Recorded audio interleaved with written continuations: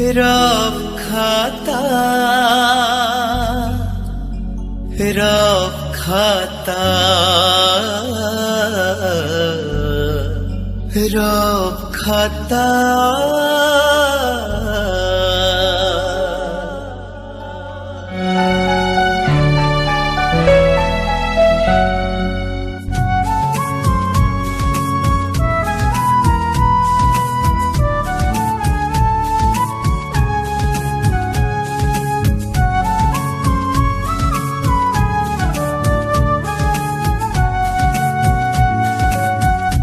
स्मृति अगणारे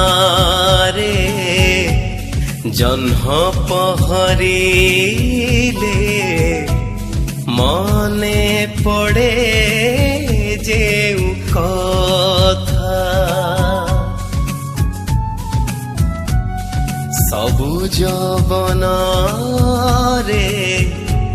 निया लागी गले मने पड़े जेउ कथा हृदय पृष्ठारे हेइछि गुंथा मो हृदय पृष्ठारे हेइछि गुंथा मो अलिभा कहानी कविता रब खाता रब खाता रब खाता रब खाता रब खाता रब खाता रब खाता रब खाता। नमस्कार दर्शक बंधु, स्टोरी इमेज रब खातार संजय नईलापर आजिर फर्द को आपण मानक स्वागत।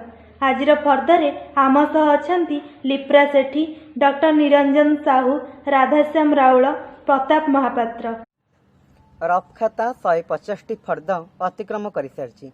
आसतु शुणा से संपर्क में जहाँ कहती डॉक्टर निरंजन साहू एवं प्रताप महापात्र। जय जगन्नाथ।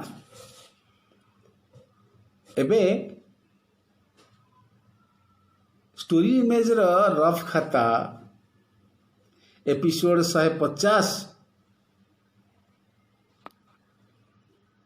150 अतिक्रम करलानी। 150 भाग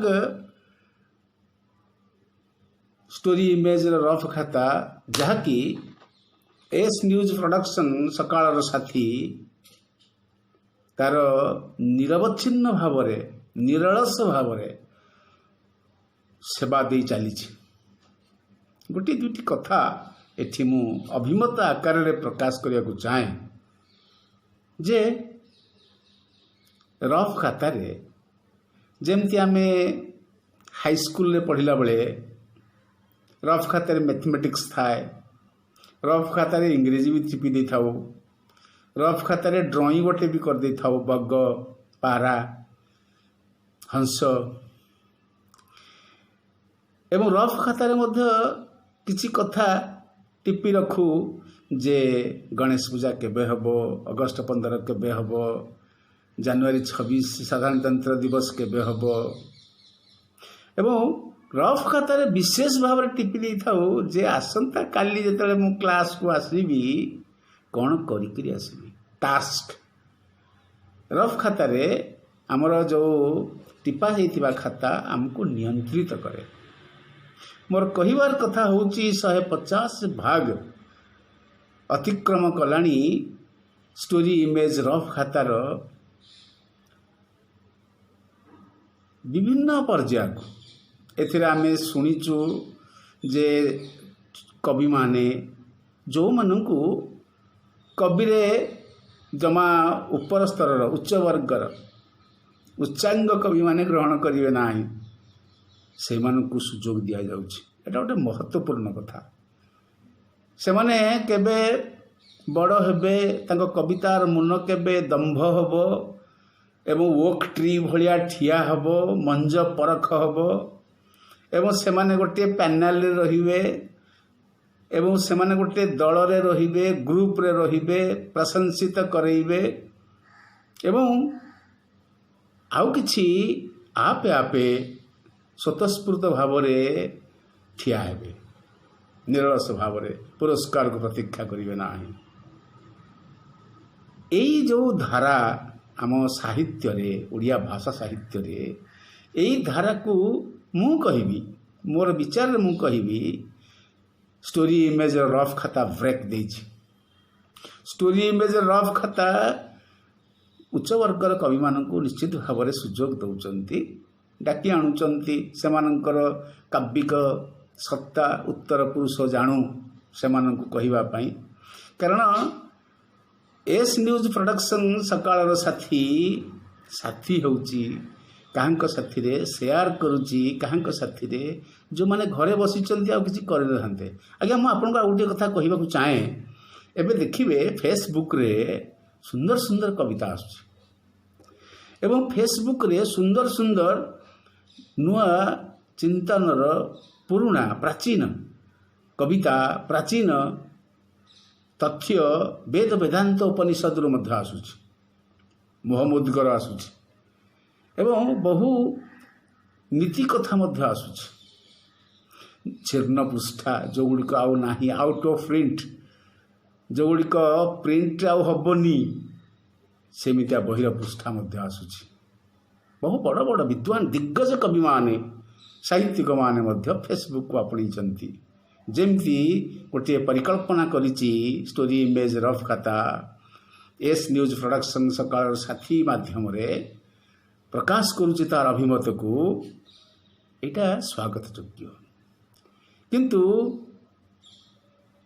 जहा करी गले भाविब दुनिया ताहा जाऊ थारे करी।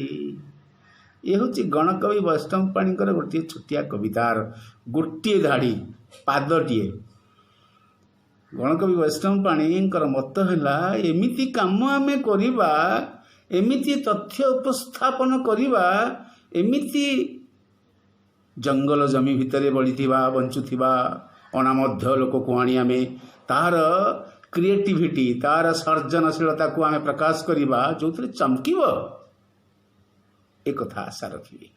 जय जगन्नाथ। मोर अभिमत मोर पर्सनाल एकदम संपूर्ण निजस्व यही अभिमत टी प्रकाश करुच्ची कारण आम तो बड़ बड़ न्यूज मीडिया रे कहि परिबानी ये जो पक्ष कुलाय मेलिकरी बाहरुची एस न्यूज प्रोडक्शन रफ खाता स्टोरी इमेज रफ खाता ये साधुवाद ज्ञापन करुच्ची एवं तार कुलाय विस्तारित हो पक्ष विस्तारित हो अंतरिक्ष को उड़ू एवं आम समस्त को अंतरिक्ष को दर्शन करिवार सुजोग देव। जय जगन्नाथ जय जगन्नाथ जय जगन्नाथ।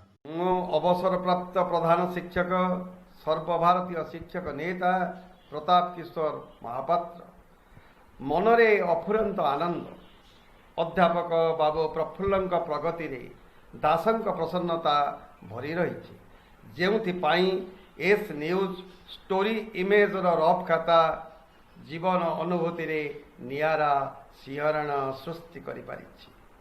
सुंदर सुंदर एपिसोड सृष्टि करी यह श्रोतांक मन को छुई पारुछि।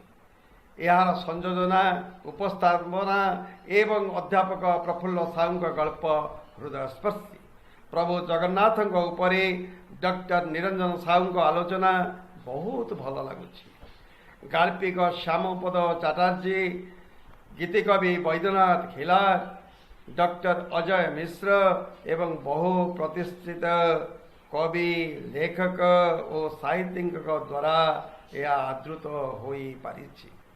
एबे आमे ध्यान देवा साहित्य आलोचना उपरे जहा कोरोना परी महामारी को प्रतिहत करि पारिबो।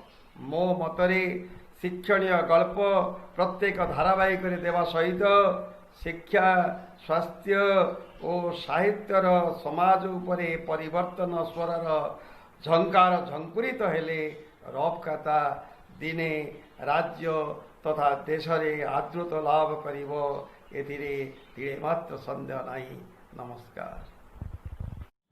ସଞ୍ଜ ନଇଁଲା ପରର ଫର୍ଦ୍ଦରେ ଆସନ୍ତୁ ଶୁଣିବା କବି ରାଧେଶ୍ୟାମ ରାଉଳଙ୍କ କବିତା। ନମସ୍କାର ସୁଧୀବୃନ୍ଦ, ମୁଁ ରାଧାଶ୍ୟାମ ରାଉଳ। ବିଗତ 30 ବର୍ଷ ଧରି ମୁଁ ସାହିତ୍ୟ ସାଧନାରେ ନିଜକୁ ନିୟୋଜିତ କରି ଆସୁଛି। କବିତାରୁ ମୋର ସୃଜନ କର୍ମ ଆରମ୍ଭ କରିଥିଲେ ହେଁ ପରବର୍ତ୍ତୀ ସମୟରେ କ୍ଷୁଦ୍ର ଗଳ୍ପ, ରମ୍ୟ ରଚନା, ବ୍ୟଙ୍ଗ କଥା ଲେଖି ଆସୁଛି। ଏହାଛଡ଼ା ବିଭିନ୍ନ ସମ୍ବାଦପତ୍ରରେ ସ୍ତମ୍ଭ ରଚନା ମଧ୍ୟ କରି ଆସୁଛି। ତେବେ ମୋର ସ୍ୱତନ୍ତ୍ର କ୍ଷେତ୍ର ରମ୍ୟ ରଚନା ଓ ବ୍ୟଙ୍ଗ ଗଳ୍ପ। କିଛି ବନ୍ଧୁଙ୍କ ଅନୁରୋଧ କ୍ରମେ ମୁଁ ଆଜି ଆପଣମାନଙ୍କୁ ଗୋଟିଏ କବିତା ପଢ଼ି ଶୁଣେଇବି। କବି ଓ କବିତା ସମ୍ପର୍କକୁ ନେଇ ମୋର କବିତା। ତେବେ ଦୟାକରି ଶୁଣନ୍ତୁ ମୋର କବିତାଟିକୁ। କବି ଓ କବିତା। ଶବ୍ଦମାନଙ୍କ ମେଳରେ ବଞ୍ଚୁଥିବା କବିଟିଏ କେବେ ଜୀବନ ଯନ୍ତ୍ରଣାରେ କାତର ହୁଏନି। ଶବ୍ଦମାନଙ୍କ ମେଳରେ ବଞ୍ଚୁଥିବା କବିଟିଏ କେବେ ଜୀବନ ଯନ୍ତ୍ରଣାରେ କାତର ହୁଏନି। ଶବ୍ଦମାନେ ତ ଗୋପାଙ୍ଗନା ସାଜି କବିତା ସହିତ କବିର ରାସରଙ୍ଗ ରଚୁଥାନ୍ତି। ଶବ୍ଦମାନେ ତ ଗୋପାଙ୍ଗନା ସାଜି କବିତା ସହିତ କବିର ରାସରଙ୍ଗ ରଚୁଥାନ୍ତି।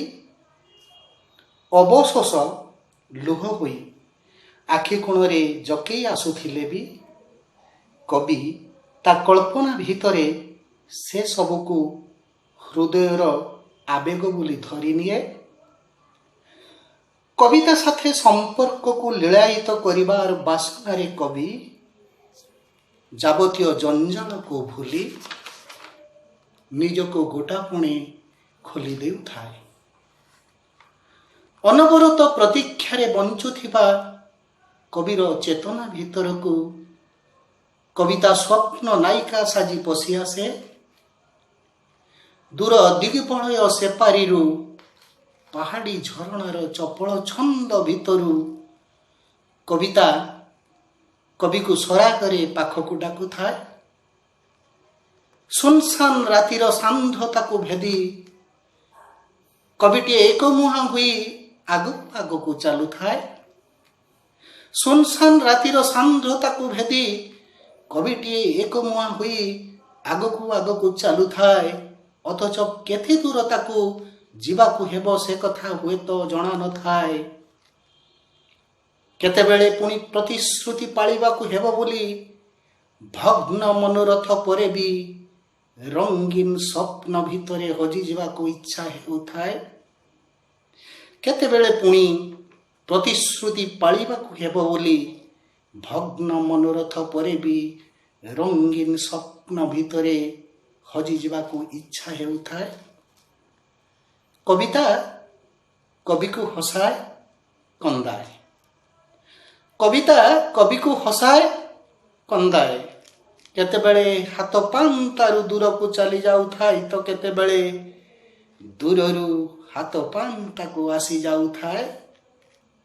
ସତରେ କବିତା ସନ୍ଧାନରେ ସଜିଲ ହେଉଥାଏ ଉଲ୍ଲାସ ନିରୁତାପଣ। ସତରେ କବିତା ସନ୍ଧାନରେ ସଜିଲ ହେଉଥାଏ ଉଲ୍ଲାସ ନିରୁତାପଣ। ମନ୍ଥି ହୋଇଯାଉଥାଏ ଚେତନା ଅବଲୋକନ। କବିଟିଏ କଳ୍ପନାର ପାହାଚ ଚଢୁଥାଏ ବୋଲି ଉଦ୍ଘୋଷଣ ହେଉଥାଏ ସଚରାଚର। କବିଟିଏ କଳ୍ପନାର ପାହାଚ ଚଢୁଥାଏ ବୋଲି ଉଦ୍ଘୋଷଣ ହେଉଥାଏ ସଚରାଚର। ଆତ୍ମୀୟତାର ଅନ୍ତରାଳରୁ ସେ ଶୁଣି ପାରୁଥାଏ ଅନ୍ତର୍ଦାହ ଅବିଚ୍ଛେଦର ହାହାକାର। तेणिकी परिचय सोपान कविटीए जीवन समस्त अनुभूति को नहीं कविता लेखु थाए। तेणिकी परिचय सोपान कविटीए जीवन समस्त अनुभूति को नहीं कविता लेखु थाए। जेते सबु अनुराग भाव प्रवणता को रूप देवा को जाई सभिंक हृदय रे स्वप्न संभावनार मंजी बुणु थाए।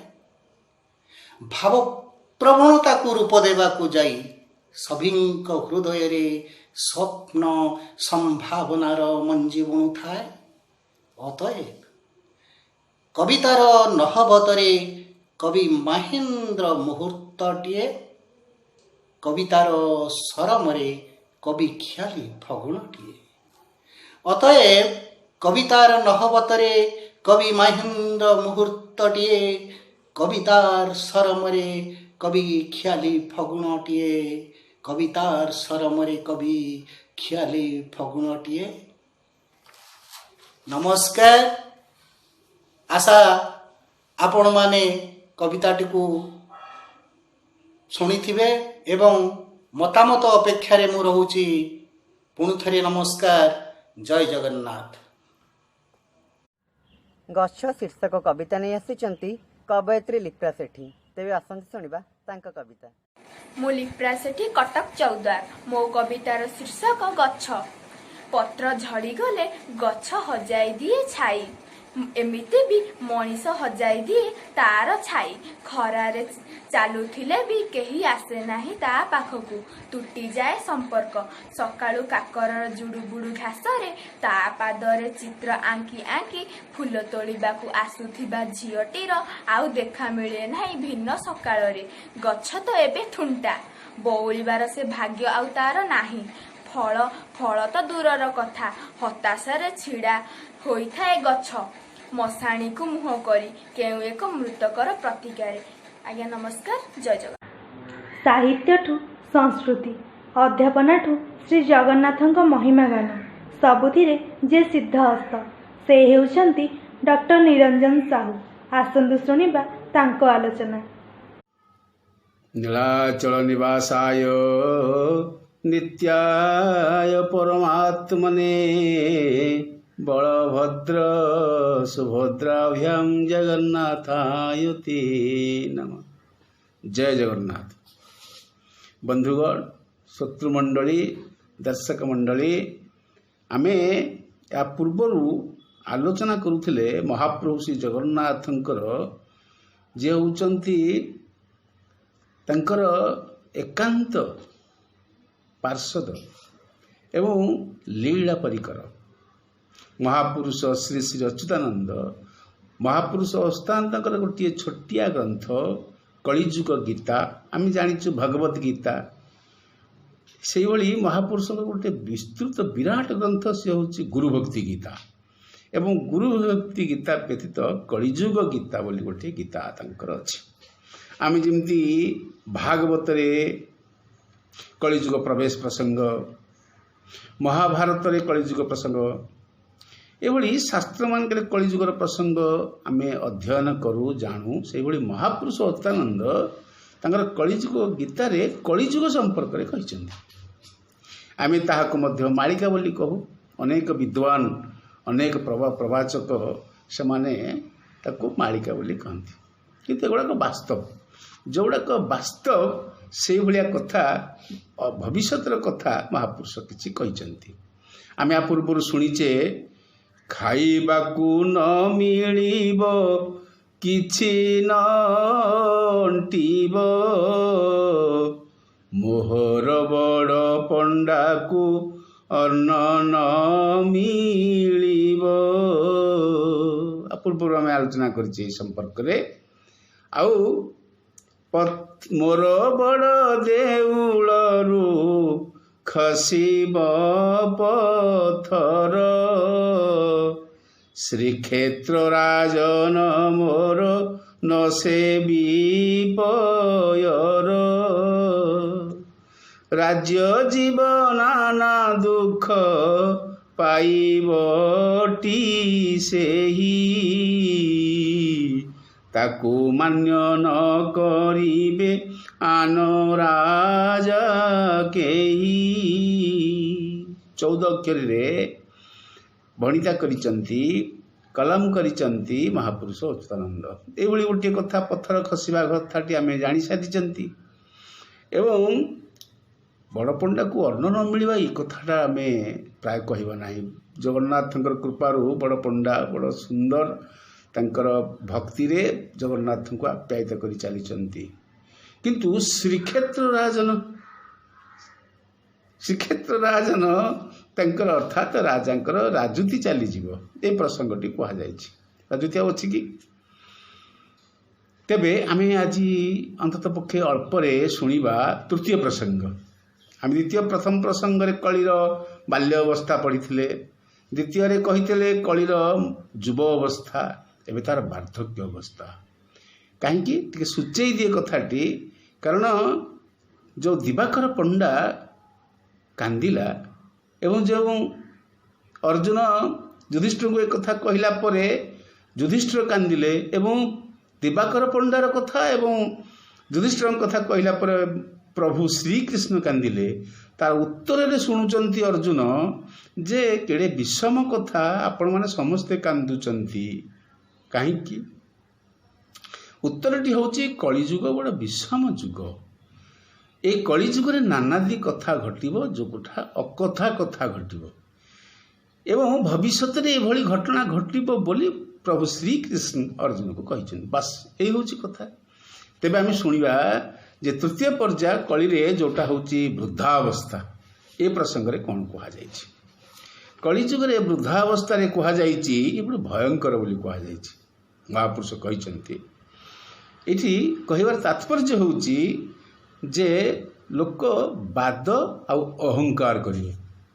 एबे समयटा सेही भली चलीछि वाद करिवा जणे जदि किछि भल कला लोक अहंकार करिवे अहंकार करूचंती एवं ऊपर को गोटे हो जाउचंती एवं भितरे गोटे होउचंती वाद करूचंती ता सहित निजर बड़े कहे मु जेमिति करी आउ कहीं काम करें मु जेमिति पढ़ुची आउ कहीं पढ़ी पारे मु जेमिति साहित्य लिखी आउ कहीं साहित्य लिखिपारे ना मु जेमिति कविता लिखी लिखुची आउ कहीं कविता लिखे जदिओ निज कविताटी पढ़ी सारा आउ सभारे से रही ना आउ निज कविताटी जिते एस न्यूज रे पढ़ी शुणी सारे आपणकर ये जो कैस्टिंग आपणकर जो होती रेकर्डिंग शुणी सारापर आसूची आउ जनकर कविता ताकू शुणा मनीष पाखे धैर्य ना ये कलिजुगर गीता ये हूँ कलिजुग गीता ये हूँ कलिजुग प्रसंग तार पाखे आ धैर्य ना तेणु निजे निजर बड़े करेंगे ये हूँ गोटे महासांघातिक कथा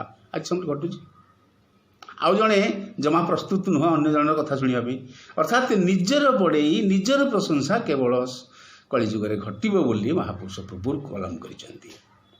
आउ गोटे कथा को जीवा से प्रसंगटी हूँ वृत्ति बाड़ी रहा जमती राजा को वृत्ति दि जाऊँगी जमती ब्राह्मण मान वृत्ति बाड़ी रहा तेबे दुर्बल लोक जेते गुहारी कले तापर प्रहार हम दंड से भोग कर आ विशेषकर धन लोभ बढ़ीज पार्थिव संपत्ति वृद्धि करने जी धनी आहरी अधिक धनी हो जे गरीब तार कुड़िया खंडिया रहा एवं बाप माँ पाखरु बाप माँ को पाखरु पुत्र पत्नी आसवा परे बाप माँ को दूरे दबा मु तो बोली मोर माँ अच्छी बापा अच्छी मोर पत्नी पुणी अच्छा तेरे मोर पत्नी मत दूरे जानिला एभली अनेक पत्नी दूरे मो बापा माँ सेवा करुच्ची कि जो सहर में चाकरी करुच्ची जो मो पु अमेरिका अच्छी से मोर सेवा करने पाऊँ कि एभली गोटे समय आसूची बोली लक्ष्य करिचंती उल्लेख करुचंती महापुरुष। आउ गोटे प्रसंग बुझा घरे घरे आ संध्या दीप जड़ेबनी आपड़ जानवे खुशी हे खूब सुंदर भाव कथा सुंदर कथाटी जदि घी दीपटीए आपण घरे जालती मन रखु आज्ञा जदि घी दीपटीए गोघृत गाईर क्षीर घरे रखिए गाई क्षीर सर टी भाग जदि आपण गोटे लिटर क्षीर आणुचंद घर को तार सरटी को रखिए सरटी को आप लहुणी करेबे लहुणी कर यदि क्षीर मारी दियंती से जो 2-4 टोपा बा से 50 ग्राम कि 25 ग्राम कि 10 ग्राम बाहर से घी से घी टी को नहीं जदि दियंक घरे घर भितर संज बलिताटे जाली दियंती ताहाले ମହଣେ ଘିଅ ଆଜିର ଯେଉଁ ଘିଅ ବାହାରୁଛି ଜାଣୁଛନ୍ତି କେମିତି ସରକାର କେମିତି ବ୍ୟବସ୍ଥା କରିଛନ୍ତି। କେତେ ଭେଜାଲ ଘିଅ ବର୍ତ୍ତମାନ ବାହାରୁଛି। କୁଇଣ୍ଟାଲ ଘିଅ ଜାଳିଲେ ମଧ୍ୟ ସେ ଟୋପାଏ ଗୋଟିଏ ଡ୍ରପ୍ ଘିଅର ସମକକ୍ଷ ହେବ ନାହିଁ। ଦିଅମାନେ ଦେବତାମାନେ ସନ୍ତୁଷ୍ଟ ହେଇଛି। ଆପଣ କରିବେ ନା? ମହାପୁରୁଷ କହୁଛନ୍ତି କଳିଯୁଗ ଗୀତାରେ କରିବେ ନାହିଁ। ଆପଣ କେବଳ ସ୍ତ୍ରୀ ଲୋକମାନେ ଆଜି ଘରେ ଘରେ ବହୁତ ସ୍ତ୍ରୀଙ୍କ ଘରେ ଦୀପ ଜାଳୁଛନ୍ତି, କିନ୍ତୁ କେବଳ ଧୂପକାଠିଟେ ଟଙ୍ଗ ଟଙ୍ଗ କରିକି ବୁଲି ଆସିବେ, ଲଗେଇ ଦେଇକରି ଘର ଚାରା ବୁଲେଇ ଦେଇକି ଆସିବେ, ଥୋଇଦେବେ କେଜି ଦେବେ, ବାସ୍ ଧୂପ ଦିଆ ଶେଷ ହେଇଗଲା। ଭାଗବତ ପଢ଼ା ଅଛି କି? ମହାପୁରୁଷ କଲମ କରୁଛନ୍ତି ଯେ ଭାଗବତ ଆଉ ପାଠ ହେବ ନାହିଁ। ଭାଗବତ ଘରେ ରହିବ, ହେଇଯିବ, ଖାଇଯିବ, ଚନ୍ଦନ ଛିଳକୁ ମାରି ଦେଇକି ରଖିଦେବେ, ଏଭଳି କହୁଛନ୍ତି। ତେବେ ଗୋଟେ ସାଂଘାତିକ କଥା, ପୁଅ ବାପାକୁ ପଚାରିବ ନାହିଁ। ଆଉ ବେଶ୍ୟା ନାରୀମାନେ ଧର୍ମ ଆଚରଣ କରିବେ। ସଧବା ନାରୀମାନେ ଗୃହସ୍ଥ ଆଉ ଧର୍ମ ଆଚରଣ କରିବ ନାହିଁ, କରୁଛନ୍ତି ଆଜ୍ଞା। କିନ୍ତୁ ବିଶେଷ ଭାବରେ ବେଶ୍ୟା ନାରୀ ଯେଉଁମାନେ ଭଗବତ ପରାୟଣ, ସେଇମାନେ ଭଗବତ ପରାୟଣ ହେବେ ବୋଲି କଳି ଯୁଗରେ ଭବିଷ୍ୟତ ବାର୍ତ୍ତା କରାଯାଇଛି। ଆଉ ଗୋଟିଏ କଥା ମଧ୍ୟ ଆମେ ଦେଖିବା, ବଡ଼ ସାଂଘାତିକ କଥା, ଯେ 9-10 ବର୍ଷ ହେଇଗଲେ ଝିଅମାନେ ଘରେ ରହିବେ, ସେମାନେ ପୋଖତ ହେବେ, ଏବଂ ଆଉ 2 ବର୍ଷ ବର୍ଷେ ଗଲେ 9-10 ବର୍ଷ ଅର୍ଥାତ୍ 11 ବର୍ଷ ଖଣ୍ଡେ ହେଇଗଲେ ସେ ପୁତ୍ର ସନ୍ତାନ ଜନ୍ମ କରିବେ। ଜୀବନ ରହିବ ନା? ସଂସାର ରହିବ ନା? ସଂସାର ଭାସିଯିବ। ଏଇଭଳି କିନ୍ତୁ କଳିଯୁଗରେ ଆସୁଛି ବୋଲି କୁହାଯାଇଛି। ଯଦିଓ ଆଜି ପରିବର୍ତ୍ତିତ ପରିସ୍ଥିତିରେ ଅନେକ ଶିକ୍ଷା ଦୀକ୍ଷା ଘଟିବା ଫଳରେ ପରିବର୍ତ୍ତନ ଘଟୁଛି। ତେଣୁକରି ମହାପୁରୁଷ କଲମ କରିଛନ୍ତି ଗୋଟିଏ ପଦ କହିବା, ଯେତେବେଳେ ବୃଦ୍ଧାବସ୍ଥା ହୋଇବ କଳିର, ବାଦ ଅହଙ୍କାରେ ପୂର୍ଣ୍ଣ ହୋଇବ ସଂସାର, ଆପେ ଆପେ କହୁଥିବେ ଆପଣା ବଡ଼ାଇ, କାହାର ସିରିକି ପାର୍ଥ ନ ଦେଖିବେ କେହି, ବଳବନ୍ତ ଦୁର୍ବଳକୁ ଦେବେ ବହୁ ଦଣ୍ଡ, ରାଜାର ଆଗେ ଗୁହାରି କରିଦେବେ ଦଣ୍ଡ। କିଛି ନାହିଁ ଆଜ୍ଞା, କଥା ନଥିବ। ଆଜିକାଲି ମନ୍ତ୍ରୀଙ୍କ ପାଖରେ ପହଞ୍ଚିଯିବେ ଲୋକ, ଆଜ୍ଞା ଆମ ଗାଁର ସେ ଯେଉଁ କଣମୁଣ୍ଡରେ ଘର ଅଛି, ସେ ଲୋକଟା ଆମ କଥା କ'ଣ ଶୁଣୁଛି? ଆମ ଦଳର ଲୋକ, ତାକୁ ଦେବାନି। ଯେଉଁ ସରକାରୀ ବ୍ୟବସ୍ଥା ଆସୁଛି, କ'ଣ ଘର ଫର ଇତ୍ୟାଦି ଇତ୍ୟାଦି ଆସୁଛି, ଆଇ ଡୋଣ୍ଟ ନୋ, ସେ ସମ୍ପର୍କରେ ମୁଁ ଜାଣିନାହିଁ, କିନ୍ତୁ ଆସୁଛି କିଛି ସରକାରୀ ବ୍ୟବସ୍ଥା। ଆପଣ ଜାଣନ୍ତି, କେତେ ଭୟଙ୍କର କଥା। ସରକାର ବ୍ୟବସ୍ଥା କରିବ, ପ୍ଲାନ୍ କରିବ, ଲକ୍ଷ ଟଙ୍କା ଏଠି ଖର୍ଚ୍ଚ ହେବ, କିନ୍ତୁ ପହଞ୍ଚିଲା ବେଳକୁ ଆଉ 20,000 ଥିବ, ପିସିରେ ସବୁ ଯାଇଥିବ। ଏ କଳିଯୁଗର ଭବିଷ୍ୟତର କଥା କୁହାଯାଇଛି। କଳିଯୁଗର ନୀତି ଆଜ୍ଞା କିଏ ଖାଉଛି? ସମସ୍ତେ ଜାଣିକିରି ସମସ୍ତେ ଖାଇଯାଉଛନ୍ତି, ଉପରୁ ତଳ ପର୍ଯ୍ୟନ୍ତ। ଯେଉଁ ଲୋକ ପାଇଁ ବ୍ୟବସ୍ଥା କରାଗଲା, ସେ ବ୍ୟବସ୍ଥା ପାଖରେ ପହଞ୍ଚିଲା ବେଳକୁ 20 ଟଙ୍କା ତଳ ମୁଣ୍ଡରେ। ଆଜ୍ଞା ଝରଣା ଝରୁଛି ପାହାଡ଼ରୁ, କିନ୍ତୁ ସମୁଦ୍ରକୁ ଗତି କରିବା ତାର ହେଉଛି ଲକ୍ଷ୍ୟ, କିନ୍ତୁ ସମୁଦ୍ର ପର୍ଯ୍ୟନ୍ତ ପହଞ୍ଚୁନାହିଁ ସେ ନଦୀର ଧାର। ଏ ହେଉଛି କଳିଯୁଗର ମହିମା। ଧନ୍ୟ ଲୋଭ ବଢ଼ିବ, ନାରୀ ବଶ ହେଇଯିବେ ଲୋକମାନେ, କେବଳ ନାରୀ ନାରୀ ନାରୀ ରମଣୀ ରଙ୍କ ହେବେ ମଣିଷ କଳିଯୁଗରେ। ଆଉ ଧର୍ମ ଲଙ୍ଘିବେ ସମସ୍ତେ। ଧର୍ମ କହିଛି ମୋତେ ଲଙ୍ଘିବୁ ନାହିଁ, ନଦୀ ଉଲ୍ଲଙ୍ଘନ କରୁନାହିଁ, ସମୁଦ୍ର ଉଲ୍ଲଙ୍ଘନ କରୁନାହିଁ, କିନ୍ତୁ ମଣିଷ ଧର୍ମ ଲଙ୍ଘନ କରିଯିବ ଏ କଳିଯୁଗରେ। ଇଏ ହେଉଛି ଭବିଷ୍ୟତ ବାର୍ତ୍ତା ମହାପୁରୁଷ ଅଚ୍ୟୁତାନନ୍ଦଙ୍କର, ଯାହା ଭଗବାନ ଶ୍ରୀକୃଷ୍ଣ ଅର୍ଜୁନକୁ କହିଛନ୍ତି। ଆଉ କୁଳବତୀ କୂଳ ଛାଡ଼ିବ, କିନ୍ତୁ ବେଶ୍ୟା ନାରୀ ଧର୍ମ ଆଚରଣ କରିବ, ତା ପାଖରେ ଦୟା ଧର୍ମ ଦାକ୍ଷିଣ୍ୟ ସବୁ ରହିବ। ଯଦିଓ ସିଏ ବେଶ୍ୟା ନାରୀ ସମାଜ ଭିତରେ କୂଳ କଳଙ୍କିନୀ ବୋଲି କୁହାଯାଉଥିବ, କିନ୍ତୁ ତା ପାଖରେ ଧର୍ମ ଥିବ, ତା ଭିତରେ ସମଭାବ ଥିବ, ତା ପାଖରେ ସହାନୁଭୂତି ଟିକେ ଥିବ ବୋଲି କହୁଛନ୍ତି। ଧର୍ମ ତ ଏକ ପାଦ ଅଛି ନା। କଳିଯୁଗରେ ଧର୍ମ ବୃଷଭର ଯେଉଁ ସତ୍ୟ ଯୁଗର 4 ପାଦ ଥିଲା, ଯେଉଁ ତ୍ରେତୟା ଯୁଗରେ 3 ପାଦ ଥିଲା, ଯେଉଁ ଦ୍ୱାପର ଯୁଗରେ 2 ପାଦ ଥିଲା, କଳିଯୁଗରେ ଗୋଟିଏ ପାଦ ଅଛି। ସେ ପାଦକ ଅଛି କୂଳଟା ହେଇଯାଇଥିବା ନାରୀ ପାଖରେ ଧର୍ମ ଟିକେ ରହିବ। ଆପଣ ଜାଣନ୍ତି, ବଳରାମ ଦାସ ଲକ୍ଷ୍ମୀ ପୁରାଣ ଲିଖିଛନ୍ତି। ଲକ୍ଷ୍ମୀ ପୁରାଣ ଦେଖିଛନ୍ତି, ସବୁ ସାଧବ ଘର ଝିଅମାନେ, ସ୍ତ୍ରୀ ଲୋକମାନେ 9ଟା ପର୍ଯ୍ୟନ୍ତ ଶୋଇଛନ୍ତି, 10ଟା ପର୍ଯ୍ୟନ୍ତ ଶୋଇଛନ୍ତି, ଉଠୁନାହାନ୍ତି, ତାଙ୍କର କିଛି ପୂଜା ପାଠ ନାହିଁ ଲକ୍ଷ୍ମୀ ଗୁରୁବାରରେ। କିନ୍ତୁ ଗୋଟିଏ ସ୍ତ୍ରୀ ଚାଣ୍ଡାଳୁଣୀ ଧର୍ମ ଆଚରଣ କରିଥିଲା। ଯେଉଁ ଧର୍ମ ଆଚରଣ ପାଇଁ ମା ଲକ୍ଷ୍ମୀଙ୍କୁ ସେ ପାଇଲା, ପାଦର ପାଣି ଧୋଇ କରିଦେଲା। ଠିକ୍ ସେଇଭଳି ଭାବରେ ବଳରାମ ଦାସ ହୁଅନ୍ତୁ ଏବଂ ଅଚ୍ୟୁତାନନ୍ଦ ହୁଅନ୍ତୁ, ଏମାନେ ଭବିଷ୍ୟତ ବାର୍ତ୍ତା କରିଛନ୍ତି। ଆମେ ପୁଣି ଶୁଣିବା ଏଇ କଳିଯୁଗରୁ ଉଦ୍ଧାର କେମିତି ପାଇବା। ଆସନ୍ତା ଏପିସୋଡ଼ରେ ଶୁଣିବା କଳିଯୁଗରୁ ଆମେ ଉଦ୍ଧାର କେମିତି ପାଇବା, ମହାପୁରୁଷ କଲମ କେମିତି କରିଛନ୍ତି। ଜୟ ଜଗନ୍ନାଥ, ଜୟ ଜଗନ୍ନାଥ, ଜୟ ଜଗନ୍ନାଥ। ତେବେ ଦର୍ଶକ ବନ୍ଧୁ, ଆମ କାର୍ଯ୍ୟକ୍ରମ ଆପଣଙ୍କୁ କେମିତି ଲାଗୁଛି ମତାମତ ଜଣାଇବେ। ଲାଇକ୍, ସେୟାର, ସବସ୍କ୍ରାଇବ୍ କରିବାକୁ ଜମାରୁ ଭୁଲିବେନି। ଆଜି ପାଇଁ ରହିଲି, ନମସ୍କାର। ତେବେ ଆପଣଙ୍କ ମୋବାଇଲରେ କବିତା ହେଉ କି ଗଳ୍ପ ନିଜେ ପଢ଼ି ଆମ ହ୍ୱାଟ୍ସଆପ୍ ନମ୍ବରକୁ ପଠାନ୍ତୁ। ଆମ ହ୍ୱାଟ୍ସଆପ୍ ନମ୍ବର 7504422096। ଆଉ ଥରେ କହିଦେଉଛୁ 7504422096। ଆମ ଯୋଗାଯୋଗ ନମ୍ବର 9337286723। ରଫ୍ ଖାତା।